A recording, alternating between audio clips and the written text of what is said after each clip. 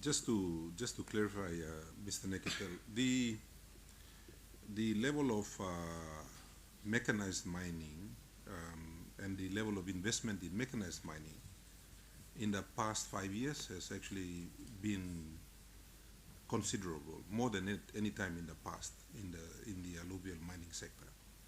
Now, this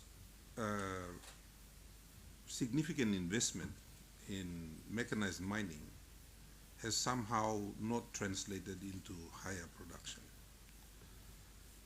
And hence, I think that's what the chairman was alluding to.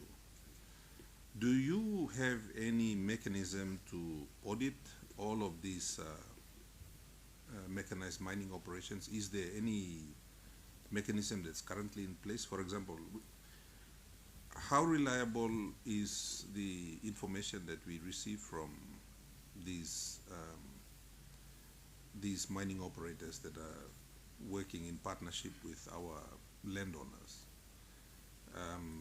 If they are investing significantly, and we know the investment is still increasing, and the information tells us that production is going down, it's not increasing in line with the level of investment, then obviously logic suggests that there's something not right.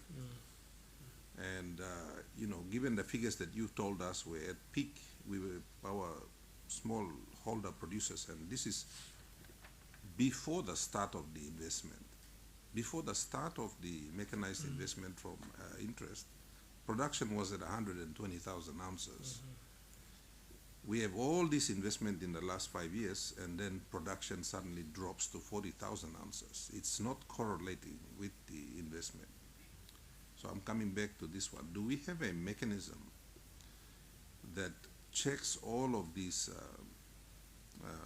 mining investors, particularly in alluvial mining? Obviously, in your hard rock area, you've got systems there that collect the information for you from Oktedi, Pogra, and Lihir, and perhaps other smaller mines. But do you have anything in the alluvial mining sector that checks these mechanized mining operations in the alluvial sector, if they are actually reporting correctly or not? Do we have a mechanism? To honestly answer your question, I'd say no. Based on the fact that we have a capacity issue, I'd like to see the MRA has a compliance team that goes out. If there is a question on the reports that we get, we suspect that something is not right, the compliance team will have to check on the ground. We just don't have the capacity to do that.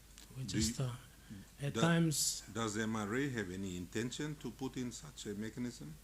We have an intention to do that. We have a restructure coming up. And how long is that going to take? I cannot give you an answer right now. Is it going to take 1 year, 3 maybe years, 1 year, 10 years? Yeah. It's, you see where my questions are going. We are going to miss this opportunity, and already we've lost 5 years or so, where it's quite evident that something is not right in the sector, and we are getting lots of complaints from our own people who say that they are victims in these arrangements. Well-meaning, you know, the arrangements are well-meaning, but as you put it yourself, our people are not highly educated to understand what's happening. But we are educated enough to understand that the level of production should follow the level of investment. In this case, it's going in the opposite direction. So we know something is wrong. And the question is, as one of the responsible agencies, perhaps in terms of mining, you are the responsible agency. How quickly can we mount up an effort to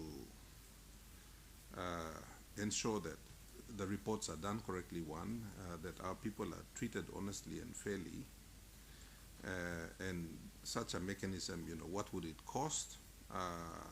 Because at the end of the day, yourself as the agency responsible for mining, if you have a capacity issue, this speaks to the mandate of this committee. This committee is a public sector reform committee, and this committee recognizes that there is a huge gap in the capacity to police the alluvial mining sector, and hence these inquiries have been put together to respond to the very serious concerns of our people.